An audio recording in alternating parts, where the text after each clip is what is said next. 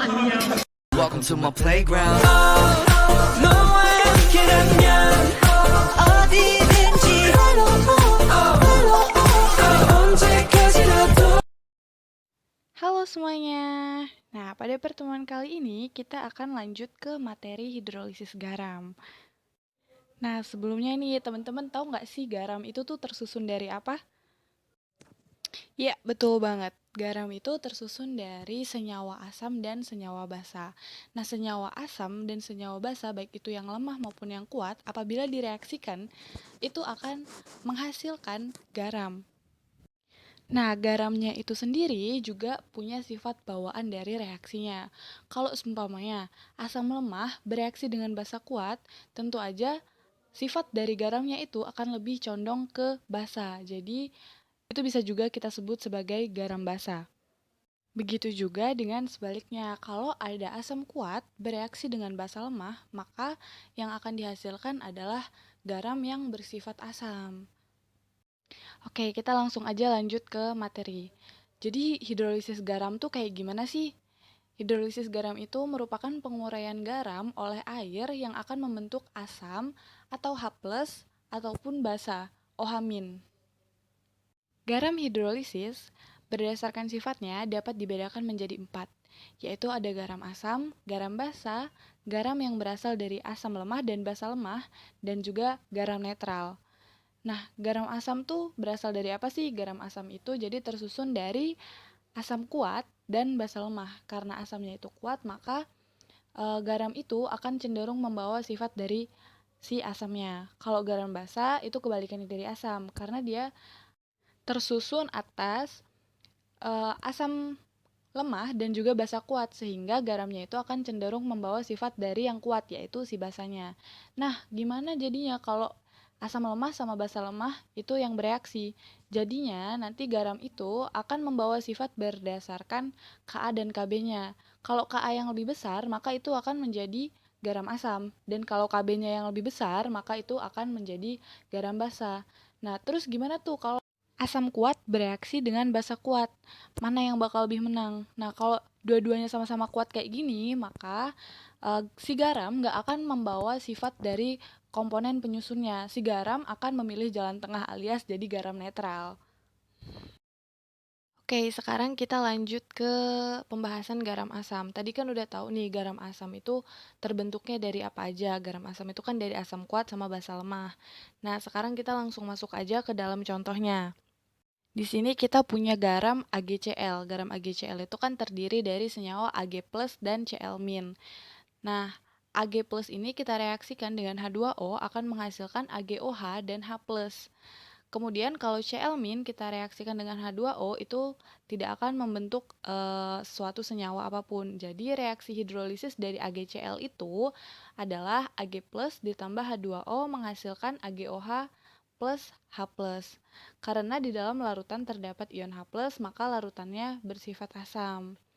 Nah, terus gimana sih cara tahu hidrolisisnya tuh di mana?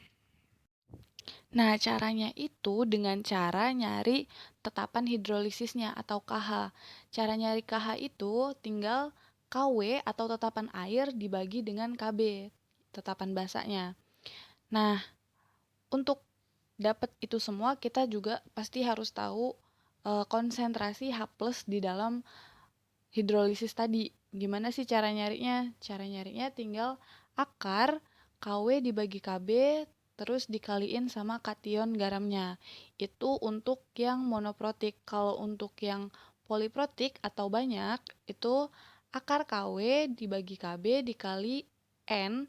N itu jumlah banyaknya H+. Oh ya, KW itu merupakan konstanta water atau tetapan air. Itu selalu bernilai 10 pangkat min 14. Next, kita masuk ke garam basa. Garam basa itu kan bekerja di pH lebih dari 7. Nah, kita langsung aja masuk ke contohnya juga. Ini kita pakai garam KCN. Garam KCN ini kan berasal dari KOH sama HCN. Nah, KCN ini akan menghasilkan K+ dan juga Cn-. Cn- akan bereaksi dengan H2O dan menghasilkan HCN ditambah OH-. K+ juga akan bereaksi dengan H2O tapi dia nggak bisa ngehasilin senyawa apapun atau sama aja dengan nggak bereaksi. Nah, jadi reaksi hidrolisisnya di garam KCN ini ada di CN- ditambah H2O menghasilkan HCN ditambah OH-. Karena di dalam larutan tersebut terdapat ion OH-, berarti larutannya bersifat basa. Sama aja kayak garam asam, cara nyari tetapan hidrolisis pada garam basa itu tinggal konstanta water dibagi dengan konstanta asam. Nah, cara nyari konsentrasi OH-nya juga sama aja kayak tadi nyari konsentrasi H+ di garam asam. Cuma bedanya ini pakai konstanta asam.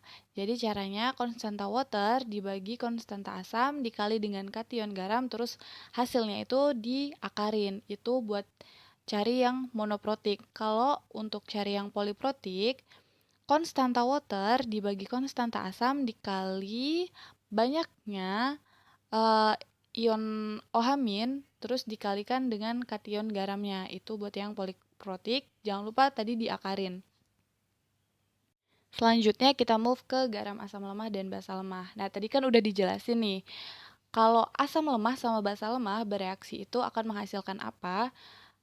Akan menghasilkan garam yang memiliki sifat apa? Itu kan sifatnya bergantung besarnya nilai Ka sama Kb-nya. Nah, kita langsung aja masuk ke dalam contohnya. Ini ada garam AgCN. AgCN itu kan terdiri dari Ag+ dan Cn-.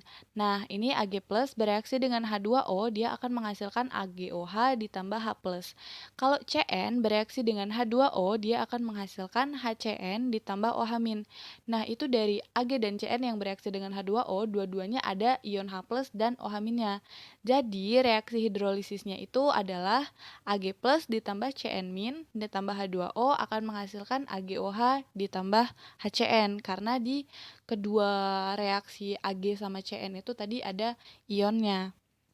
Kalau buat nentuin tetapan hidrolisis di garam yang berasal dari asam basa lemah ini agak beda sedikit nih. Kalau tadi kan cuma konstanta water dibagi konstanta asam atau basanya. Nah, kalau di sini konstanta water dibagi konstanta asam dikali konstanta basa. Nah, buat nyari konsentrasi H+-nya itu konstanta water dikali konstanta asam dibagi konstanta basa, kemudian hasilnya nanti diakarin. Kalau untuk cari konsentrasi OH-nya itu konstanta water dikali konstanta basa dibagi konstanta asamnya, nanti hasilnya diakarin.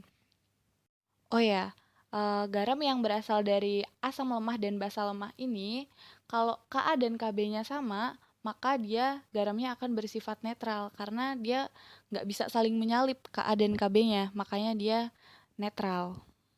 Oke, kita bahas jenis garam yang terakhir nih, garam netral. Kenapa sih garam ini bisa netral?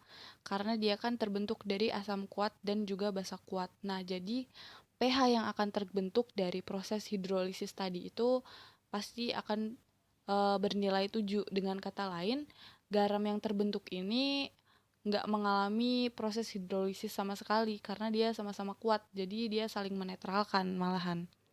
Kita lanjut ke jenis-jenis hidrolisis. Jadi di sini ada 5 jenis hidrolisis. Yang pertama itu ada hidrolisis parsial, kemudian hidrolisis total, kemudian ada hidrolisis anion, hidrolisis kation, dan yang terakhir kation dan anion terhidrolisis. Oke, yang pertama kita bahas yang hidrolisis parsial. Hidrolisis parsial ini adalah reaksi penguraian salah satu atau sebagian dari garam oleh air. Komponen penyusunnya terdiri dari asam lemah dengan basa kuat atau basa kuat dengan basa lemah. Kemudian yang kedua ada hidrolisis total. Hidrolisis total itu merupakan reaksi penguraian seluruh garam oleh air, yang mana komponen garam terdiri dari asam lemah dan juga basa lemah. Kemudian yang ketiga ada hidrolisis anion. Nah, jika garam yang bereaksi dengan molekul air adalah asam lemah dan basa kuat, maka ion yang dihasilkan adalah OH- atau basa dan hanya terhidrolisis sebagian atau parsial. Jadi hidrolisis anion ini termasuk bagian dari hidrolisis parsial. Nah, yang keempat itu ada hidrolisis kation. Kalau tadi anion, sekarang kation. Nah, kation ini jika garam bereaksi dengan molekul air adalah asam kuat dan basa lemah, maka ion yang akan dihasilkan adalah H+ atau asam. dan hanya terhidrolisis sebagian atau parsial. Jadi, anion dan kation ini masih termasuk ke dalam hidrolisis parsial ya teman-teman. Nah, yang terakhir nih, yang kelima, kation dan anion terhidrolisis. Jika komponen asam lemah dengan basa lemah direaksikan dengan air, maka akan mengalami hidrolisis total dan menghasilkan H+ dan juga OH-. Cukup sekian nih teman-teman materi dari hidrolisis garam. Gimana menurut teman-teman materinya? Mudah kan? Dari materi-materi yang udah aku sampaikan tadi, teman-teman bisa langsung nyobain latihan soal dari rangkuman PowerPoint yang udah aku kasih di slide yang paling terakhir. Itu ada 2 latihan soal, silahkan teman-teman kerjain ya. Sekian dari aku, teman-teman tetap semangat, jaga kesehatan, dan tetap taati protokol kesehatan yang berlaku. See you!